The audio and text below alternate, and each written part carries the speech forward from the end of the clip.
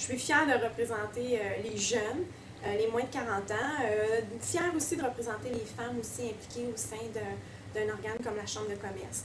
C'est un levier stratégique. C'est sûr que mon implication au sein du comité relève, au début, ça remonte au début pratiquement de ma carrière.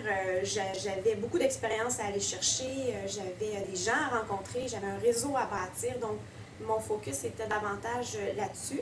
Mais au fil des années, on développe son réseau, donc c'est autre chose on va aller chercher ou qu'on veut donner.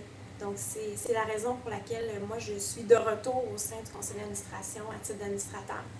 Je représente l'expérience du côté RH, puisque je suis à la tête d'une entreprise qui existe depuis 25 ans, qui est située à Laval et qui aide les employeurs à trouver de la main-d'œuvre, à les former et à les garder.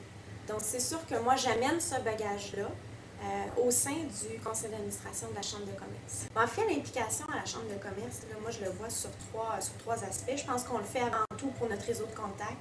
On le fait aussi pour bénéficier de l'offre de services de la Chambre de commerce, de pouvoir participer à des déjeuners, des dîners avec des gens très intéressants, mais aussi on le fait pour participer au développement de la ville de Laval, d'intervenir ou de pouvoir agir dans des dossiers stratégiques, entre autres l'employabilité. Quand on pense que Laval, c'est 200 000 emplois ou même un petit peu plus, je considère que c'est un dossier stratégique pour la ville de Laval.